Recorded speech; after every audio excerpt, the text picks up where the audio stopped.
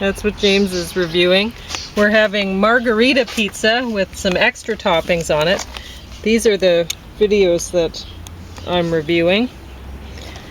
And that's that. I guess we'll get going.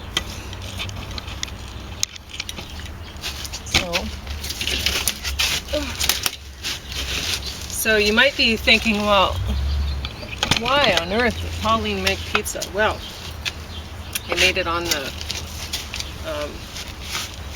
electric grill, so that's why. And I made it to the grill too hot, so I'm gonna have to. Crust is a little bit scorched on the bottom. Well, not too bad. I can show you, but then I'll dump my crust, my toppings on. So anyway, not as bad as I'd feared. So yeah, I just happened to go to Shoppers and get these pizzas for $1.77 each, and really this is enough for 4 people, I would say, but we'll see. I'm pretty hungry. I haven't eaten yet today, so I think this will be a good meal for me for my one meal. I think I will eat all of this, is what I'm saying, in one go. But we'll see. So I have to wait until it cools quite a lot. We were given the sweet strawberry tomatoes for free from the food truck, and these shiitake mushrooms for free from the food truck. And then I just put some black olives and some spinach on as well. So honestly, like, I'd taken the seeds out of the tomatoes and the juice so that it wouldn't be that runny, but it ended up being really runny. And I think that was the moisture in the mushrooms, because I put a lot of mushrooms on. Yeah. Maybe the moisture in the spinach too, I'm not sure. But I'm glad I took the juice out of the tomatoes, because boy, is it ever soupy anyway. So it's the taste that matters, folks. I suppose. We'll see how it tastes. Dalgliesh, I think that's Dalgliesh. Series very 3. Scottish name. Does he have a Scottish accent? No. He doesn't? No. Okay. Anyway, this is, I was looking at who did the stories, and I can't remember. P.D. James? Yes, you remembered. I saw the name on the front. Oh, I've only read one thing written by that guy, and it was co-written with a guy called William Jefferson Clinton. Oh. And it's really stupid. Yeah. But it's kind of funny. So it's about a president whose daughter goes missing or something. Oh, like okay. that. You know, I give you a spoiler alert, but I've forgotten if he even gets the daughter back. So yeah, that's how forgettable it was. Yeah. Yeah, honestly, I'd have to call this detective show, not mystery. Yeah. Yeah. Because I enjoyed it. I enjoyed watching this. Got top of the stack. But the acting was good and everything like that. And the stories were interesting enough for a detective show. But they're not mysteries. Because they're not well crafted so that you can figure out, oh, it's that guy. You know, if you're really good at it, because you can't figure it out easily. It's got to be in there, so when you're thinking about it later on, or when you watch it the second time, you're like, oh, why didn't I notice that, right? But very few people can craft a mystery well like that. It's tough to do. So I wouldn't call this mystery, I would call it detective drama. Yeah. But I enjoyed it anyway. The guy looks as though he might be a real detective. He's not a looker. Well, I think he really works in that role. The actor works. Whoever picked him out did a good job. He's a believable character. I liked watching it. So now these ones, I wouldn't say anybody would really want to watch them.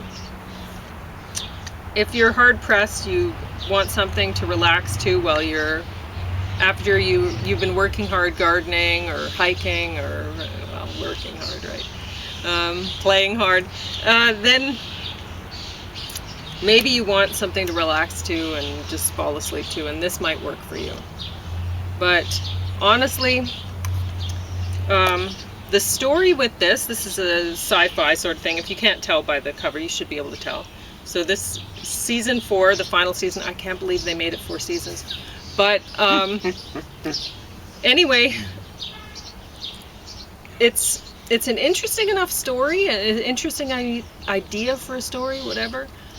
But the acting is not good, so it's really not, you don't want to watch it that much.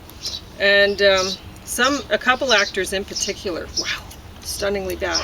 So this is another written and directed by Woody Allen thing. And he has done too much and too boring. I don't know if he just wanted to take himself too seriously. He was better when he was doing light comic sort of stuff. And this really, it's terrible. Yeah, so the acting was good, but the story was terrible. I am so sick of seeing Woody Allen stuff. He did some great stuff in the past, and why do I keep watching it? It's awful. Why do does anyone keep watching it? It's truly awful. I don't know if he even watches the I don't know if he, because it must be dreadful for him to watch it himself. So go ahead and talk about whatever you wanted to talk about. A little bit burnt. Maybe I should cut the bottom off. What do you think? I'll eat it, but you don't like burned that much. Well, you just like it. Oh, yeah. A lot of World War II stuff here. This is all World War II stuff. This is about World War I. The Tirpitz. It's about moral turpitude. No, turpitude. Yeah. So it's about a big warship the Germans put together. Used in World War II. I think they might have already had it for long. Anyway, named after, I think, the head of the German Navy in World War I, possibly. Huge big battleship. They say it was the biggest warship in the Western Hemisphere. I wonder if the Japanese had the biggest one in the Eastern Hemisphere. World War II. Anyway, the Allies were sending all sorts of war materiel to the Russians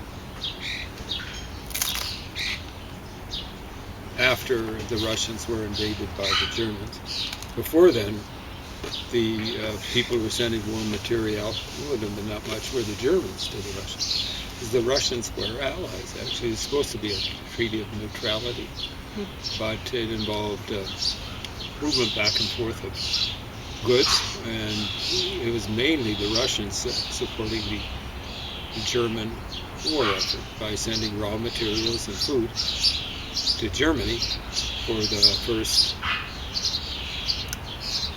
roughly 2 years of the war, a little less than 2 years. And there were 2 main routes into Russia, or the Soviet Union as it was then called, really the Russian Empire Mark II.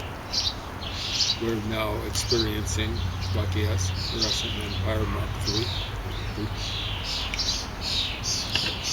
So one route was through, did they call it Persia back then? No, Iran.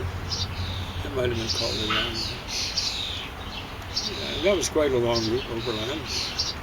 But the other one was up around over to the north of Scandinavia, and of course, certain times of the year there'd be ice to the north of the route. So the German submarines and other naval craft knew pretty closely where the Allies shipping, be basically British, and where their convoys would be going, and they were waiting, stuff like that. Now these battleships were like sitting ducks. The German Navy really wasn't that good. You know, they had these big battleships, the Scharnhorst and the Gneisenau and the Tirpitz and stuff like that. And but World War II was not, when it came to shipping, there was about two types of shipping was fighting craft. One was submarines, the other was aircraft carriers. The battleships were sitting ducks. However, if they ran into a convoy, which is basically merchant ships protected by destroyers and cruisers, I don't know if they sent too many battleships with them. They were sitting ducks for these big battleships because generally cruisers would not have nearly the range, and particularly I think destroyers are basically, they'd have other types of weapons, but they're basically torpedoes. So the cruisers wouldn't be able to get into the range of these big battleships, and battleships could just like pick these merchant ships off, and even pick the cruisers off. So they stuck this in various fjords, and Norway. The Germans had made sure to take over Norway fairly early in World War II. And just the threat of this thing coming out from the fjord was a bit of a chilling sort of threat for the Allies. So this is a short, basically the British. Anyway, it's short, it's less than 200 pages. Spoiler alert, Tirpitz doesn't really get sunk, but it has got kind of an arm. And some guys survived. So they blasted it all up. I think it was planes, maybe some torpedoes and stuff like that. Mainly planes, I think. But it ended up capsizing, and so some guys escaped from it. You know, they were kind of, got some on my shirt. When it Tirpitz capsized. So spoiler alert, you know, this is not going to change, but this doesn't stop people from watching Gone with the Wind or Titanic, and it didn't stop them from going to see, especially with the Titanic. They knew how it ended, but it's kind of maybe if you're into these war type of stories, which I'm not. I'm into the ideas of how people get these stupid ideas of invading other people when they don't have a right to. And the thing that really amazes me is how idiots like Napoleon get this reputation for being great generals.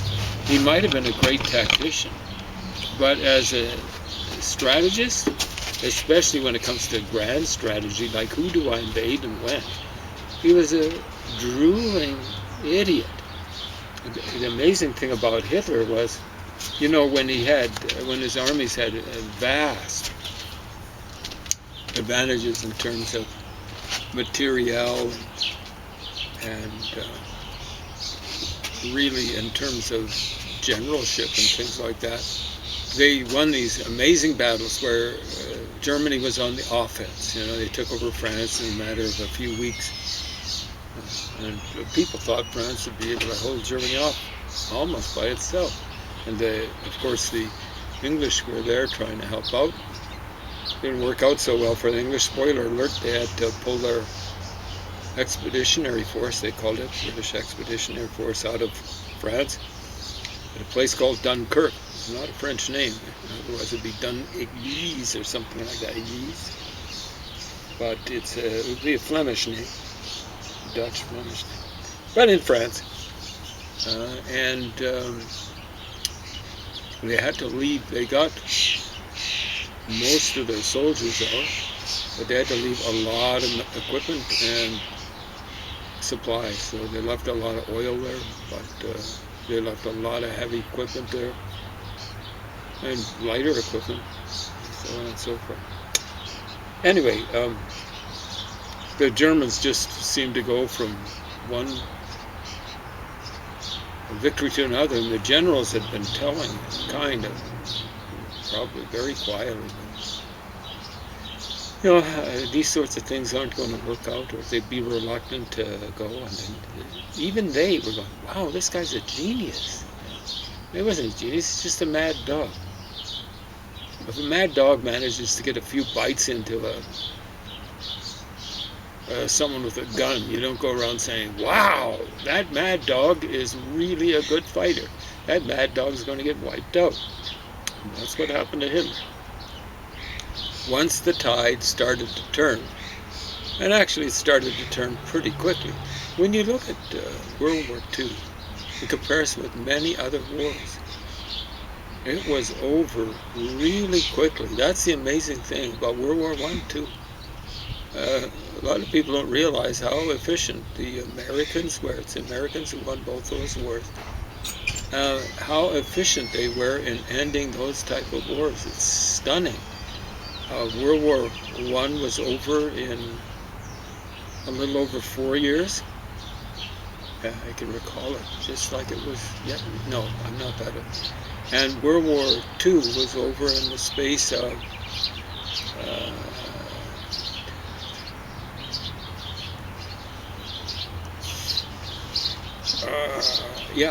less than 6 years. Less than 6 years. And that's amazing. Like once the Americans were involved, they had war declared on them unofficially by the Japanese with Pearl Harbor. It's just kind of like, hey, I punched you in the face. We're having a fight. Stupid move. And it would be like someone punching Gordie Howe in the face back in the day. We're having a fight. And then when the person ends up in hospital almost dead, the person who started, like that's the way the Japanese, what's this about? What's this about the atomic bomb? We only killed 10 to 15 million Chinese in the period between 1937 and 1945. Huge atrocities, but they're the victims. Oh, sad. I'm not sad. So yeah, they had this idea, even the German generals. Wow, Hitler's awesome, but geez, you don't go around. I mean, at the start, Hitler actually declared war. I think he waited less than a week, but it was more than 3 days, 4 or 5, before he declared war on. This is after Pearl Harbor. FDR was saying, man, I've got to take those Germans out. But I can't, because there's no support for it in the United States. Maybe 17% support. Just before Pearl Harbor, according to one poll. Of course, polls back then were pretty unreliable. They're getting back to that nowadays. But I think that has to do with Russian meddling as much as anything.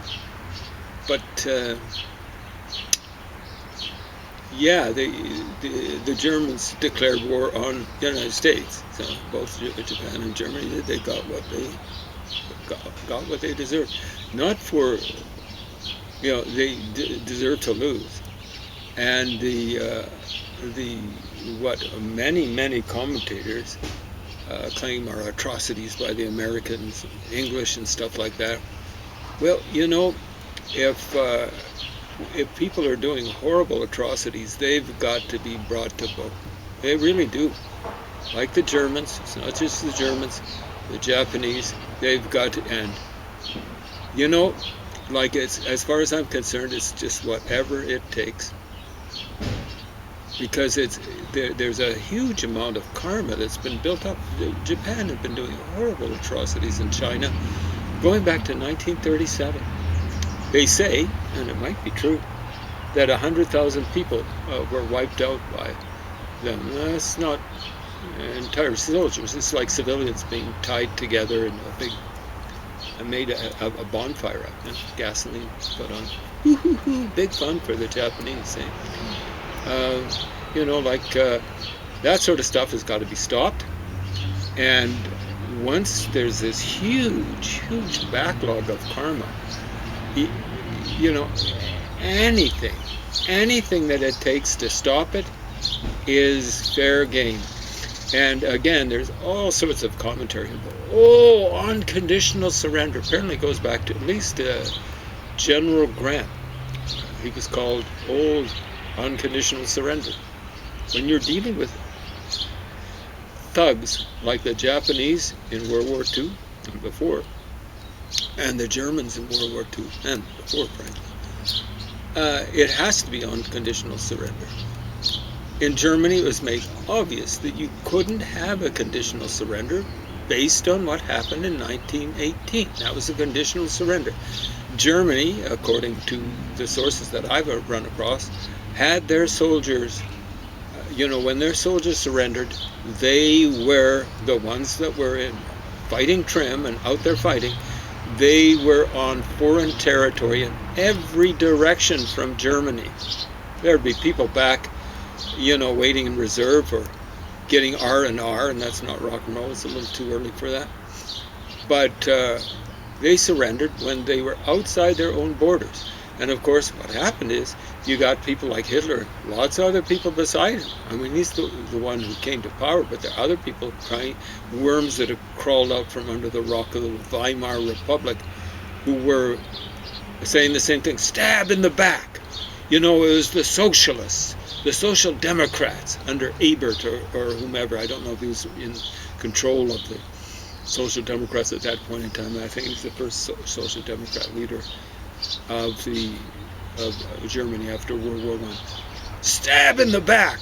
We were sitting on foreign territory, all on all our borders, except for where our allies are, and we would have won that war. All it took was a little willpower. That's why with folks like this, you can't, like the Japanese, like the Germans, like other folks, and like actually Russia at the end of the Cold War in 1991, you can't have conditional surrender, because there are all sorts of people saying, we didn't lose it, or the main thing is you've actually got to go in and do like the Allies did. I think it was 6 years each for Japan and Germany, and have a dictatorship that's controlled by a democracy back home, or a variety of democracies, England, the United States, France not so much, especially under Charles de Gaulle.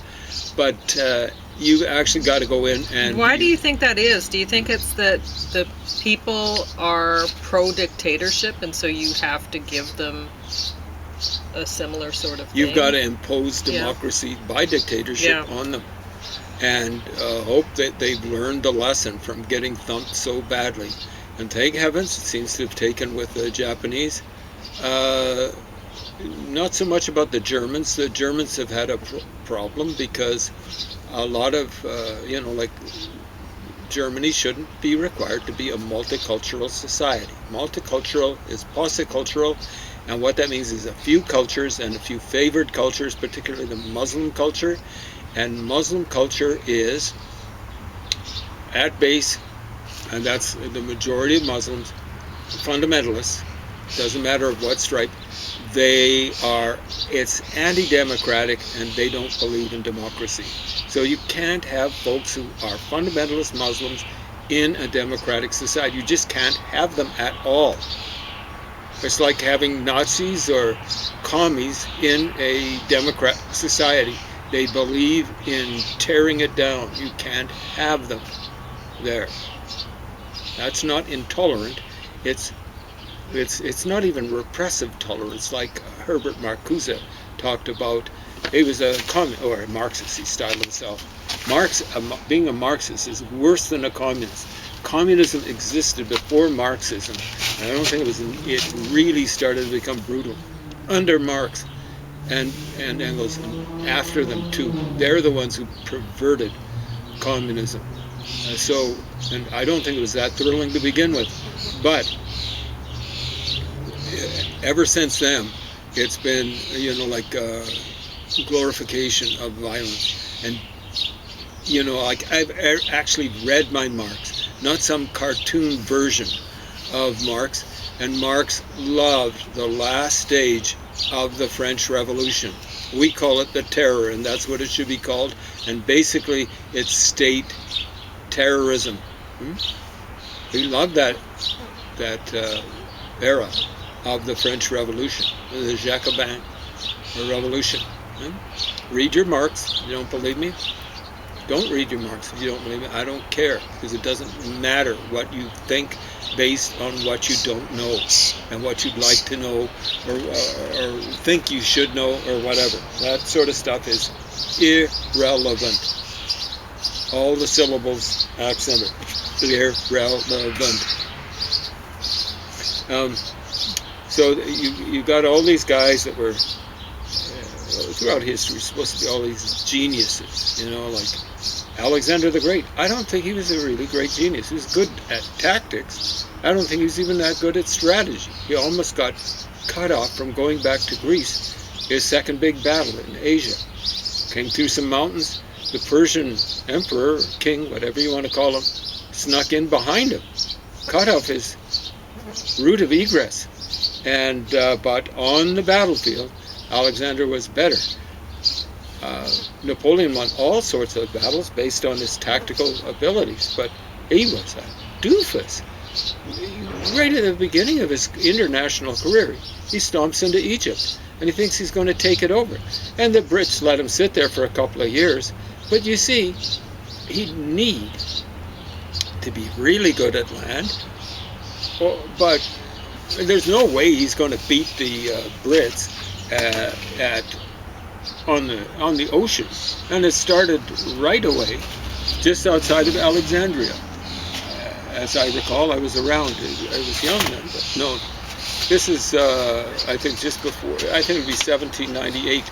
So I think it was Nelson.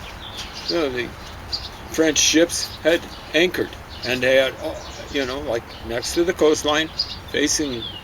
They had their guns all facing away from the coastline, facing north, and what happened is, I think it was Nelson, one of the British admirals. So here's the French guys. Here's Egypt.